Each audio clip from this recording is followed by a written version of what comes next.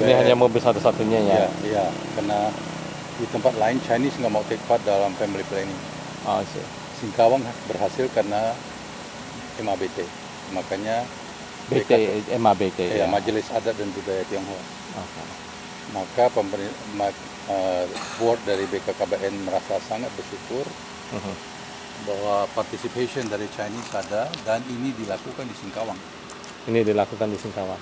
Ya, karena ini majority dari populasinya adalah Chinese dan dari dulu mereka ingin masuk mempengaruhi supaya kita lihat tadi keluarga, anak-anak, tapi pendapatannya tidak tentu. Ini kan miserable kan? Nah, inilah makanya pemerintah anjurkan supaya adakan family planning lah istilahnya ya, keluarga berencana supaya jangan sengsara. Bagaimana mau menyekolahkan anak-anak kalau pendapatan sehari ya 20.000, paling banyak 30.000, anaknya 6 gimana? Dan belum tentu pada hari itu dapat uang. Belum tentu ada. Ya. Soalnya ada orang bilang 50.000, tapi itu bukan artinya 1,5 juta. Bukan tiap hari ada itu, nggak ada. Okay. Nah inilah coba kami bantu supaya yang miskin itu jangan tambah miskin. Tempat ini tempat pengungsi, tapi tanahnya sampai sekarang masih tanah pemerintah. Mereka masih menumpang. Masih menumpang. Ya, tiap saat itu mereka bisa diusir kalau ada. Dan ini sebenarnya tanah karena waktu pengungsian yang ditempatkan oleh pemerintah. Ya, pemerintah taruh mereka di sini. Dulu masih hutan, mereka suruh buka dan bikinlah rumah seadanya. Oke. Jadi mereka masih menumpang sampai hari ini. 40 tahun lebih belum ada penyelesaian bagaimana mereka nasib. Sudah berapa 3 turunan di sini. Nah inilah kehidupan mereka. Jadi mereka seperti berada dalam kondisi ya no choice, nggak ada pilihan lain daripada nggak ada ya istilahnya menumpang tanah pemerintah untuk dapat tetap hiduplah, ada rumah seadanya yang tadi saya katakan atapnya kan rumahnya fully air condition alam.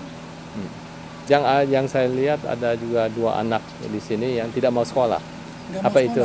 Apa itu memang banyak yang begitu? Ada banyak juga sebenarnya yang tidak mau sekolah. Mungkin karena apa itu? Karena pendidikan keluarga, mereka nggak tahu mau ngapain. Okay. Jadi pada akhirnya tidak ada kerjaan, tidak ada. Ya, jadi tidak bisa keluar dari lumpur istilahnya, from the mud. Oke.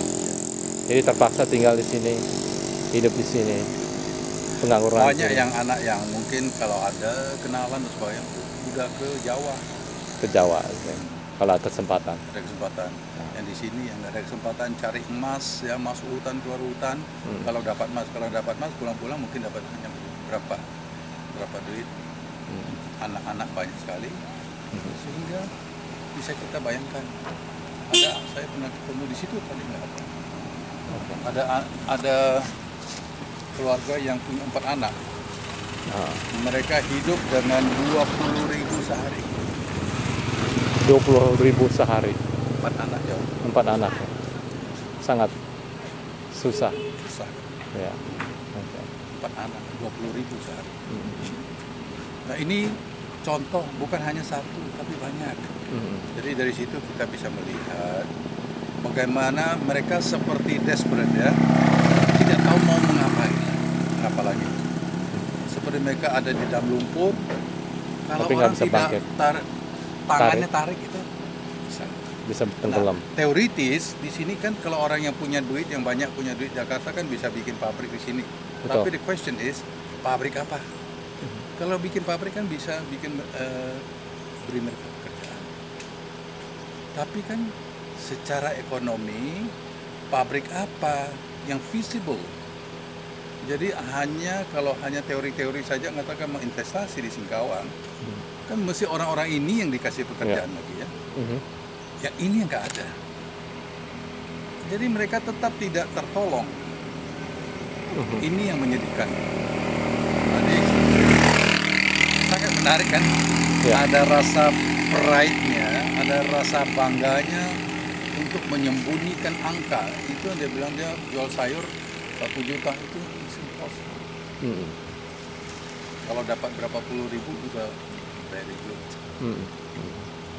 Ya, tapi kan mereka tidak mau malu. Katakan pendapatnya, yang anak yang baju hijau, dia bilang dia kerja di sini. Oh, sekarang nggak kerja. Ini jam berapa? Mestinya kerja kan? Dia bilang dapat 1,5 juta. It's just impossible. Tapi di dalam diri mereka tahu.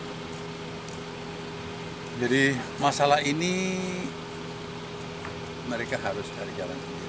Pemerintah tidak mau. Tanah aja nggak mau diberikan, apalagi yang lain. Terima kasih, Ya. Pak.